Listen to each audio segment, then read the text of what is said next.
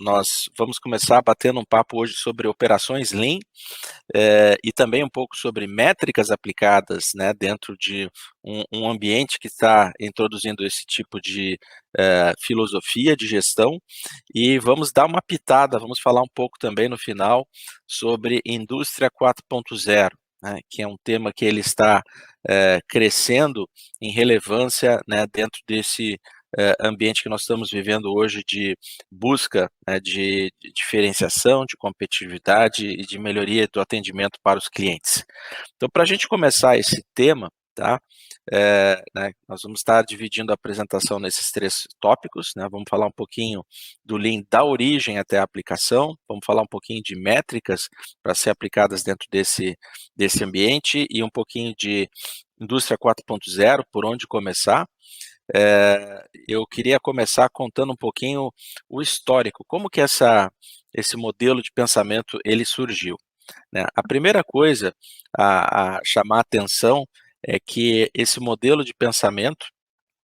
ele teve suas bases, né, lá no início do século XX, nos Estados Unidos, né, com uma série de nomes famosos, né, a maioria deles extremamente conhecidos na área de administração e na área de operações, né, o Henry Ford, o Alfred Sloan da General Motors,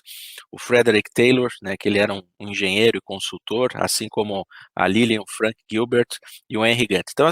esses precursores, né, e aqui só para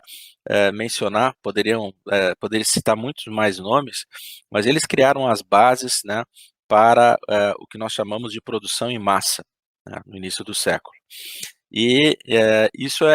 aqui onde começou a nascer, né, boa parte de uma série de conceitos como linha de produção, né, tem lá a fábrica de River Rouge, né, que vocês estão vendo ali o projeto original à direita, né, a fábrica nos anos 70 e como ela está agora, né, em 2018, né, e foi nessa fábrica que se fabricava o famoso Ford T. Em realidade, né, era uma operação completamente verticalizada, né, tinha geração de energia, geração de vapor, mineração, era uma verdadeira cidade, né, a operação. E foi nesse ambiente, né, que, né, depois, né, alguns japoneses foram conhecer princípios de manufatura e dentro de uma realidade diferente começaram a adaptar eles, né. Então, e qual é esse ambiente diferente, né? O ambiente diferente é que os Estados Unidos era um país que vivia uma bonança, né, e mais ainda, né, depois do período pós-guerra, onde havia pleno emprego, super oferta, né, de capacidade, né,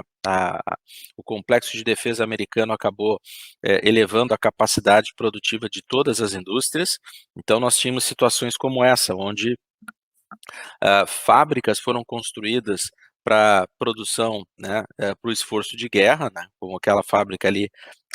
à esquerda, que é uma fábrica em Tulsa, Oklahoma, e depois, né, foi convertida para produção de bens civis, né. Nessa época, né, pela renda e pela situação de pleno emprego dos Estados Unidos e o custo baixíssimo dos insumos, né, inclusive o aço, então era comum se ver, né, linhas de produção com escalas enormes, né, de veículos, né, aqueles carros grandes americanos, né, que marcaram principalmente a década de 40 e 50, e a gente olhava lá do outro lado do Pacífico, né, um Japão destruído, né, uma Alemanha desolada, né, completamente destruída, tendo que se reerguer, né. Então o que que aconteceu? Falando aqui de uma rápida cronologia, né, dentro da área de operações, eu vou focar nesses pontos que estão aqui, né, em amarelo, que são talvez alguns momentos chaves ali, né, da migração desses conceitos que hoje nós chamamos genericamente de Lean para o Ocidente. Então, isso tudo começou lá no final dos anos 40, né, com um engenheiro dentro de uma fábrica de motores no Japão,